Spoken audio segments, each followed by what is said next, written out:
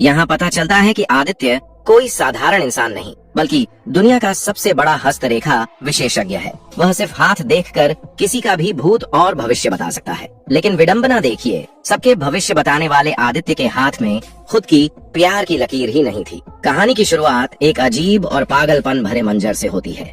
एक खूबसूरत लड़की अपनी कमर पर स्कार्फ बांधती है और चलती हुई तेज रफ्तार ट्रेन से बाहर हवा में झूल जाती है। उसे देखकर ऐसा लगता है मानो उसे मौत का डर नहीं बल्कि वो इस आजादी को महसूस कर रही है। ये पागलपन वो पहली बार नहीं कर रही थी, लेकिन हर बार उसे ऐसा करते देख लोग डर के मारे भाग जाते थे। तभी डिब्बे में एंट्री होती है आदित्य की, उड़ती हुई जुल्फें और एक मासूम चेहरा।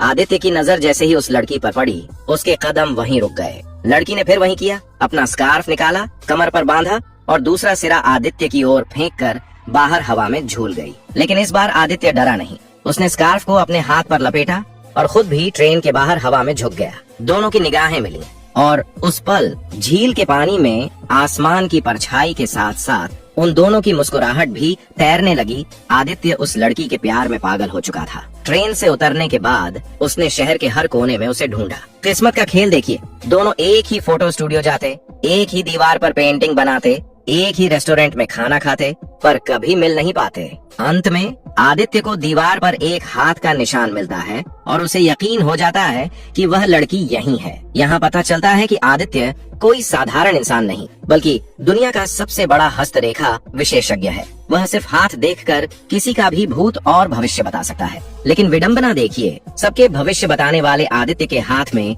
खुद की प्यार की लकीर ही नहीं थी। एक हादसे के बाद आदित्य अस्पताल पहुंचता है और वहीं उसे वह लड़की मिलती है जिसका नाम है प्रेरणा। प्रेरणा एक डॉक्टर है। आदित्य वहां अपनी चोट का बहाना बनाकर रुक जाता है ताकि प्रेरणा के करीब रह सके।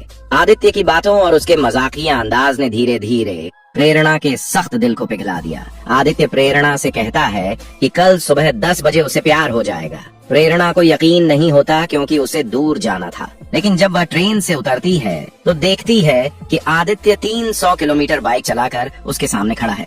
उस मूसलाधार बारिश में प्रेरणा खुद को रोक नहीं पाती और दोनों एक दूसरे के प्यार में डूब जाते हैं। एक दिन सफर के दौरान आदित्य ट्रेन में मौजूद लोगों के हाथ देखकर सहम जाता है। उसे दिखता है कि उन सबकी जीवन रेखा एक साथ खत्म हो रही है। वह ट्रेन को रोकने की कोशिश करता है लेकिन नाकाम रहता है और एक बड़ा हादसा हो जाता है। प्रेरणा को अब आदित्य की शक्तियों पर यकीन हो जाता है। वह अपना हाथ आदित्य को दिखाती है। आदित्य उसे एक सुनहरे भविष्य, लंबी उम्र और बच्चों का सपना दिखाता है। तभी प्रेरणा की नाक से खून बहने लगता है और वह बेहोश हो जाती है। सच यह था कि प्रेरणा को एक जानलेवा कैंसर ट्यूमर था और उसके पास केवल 3 महीने थे। आदित्य ने उसे जो लंबी उम्र का सपना दिखाया था वह एक झूठ था ताकि प्रेरणा जीने की उम्मीद न छोड़े। प्रेरणा के चाचा आदित्य का इम्तिहान लेने के लिए मुर्दा घर से कुछ हाथ के निशान लाते हैं और आदित्य बिना देखे सबकी मौत का सही कारण बता देता है। यह देखकर सब दंग रह जाते हैं। प्रेरणा को आदित्य की डायरी मिलती है जिसमें लिखा था कि आदित्य की किस्मत में प्यार नहीं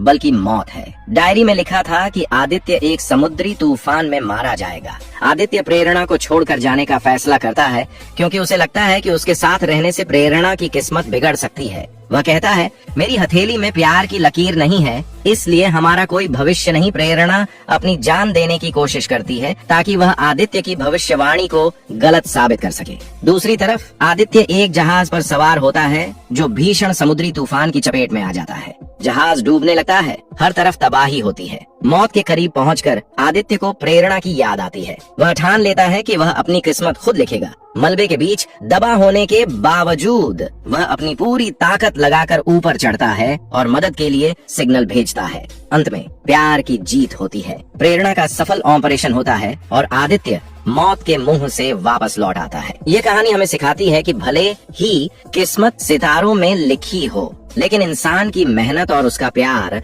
अपनी तकदीर खुद लिखने की ताकत रखता है। 99% किस्मत हो सकती है, लेकिन 1% इंसान का इरादा सब बदल सकता है।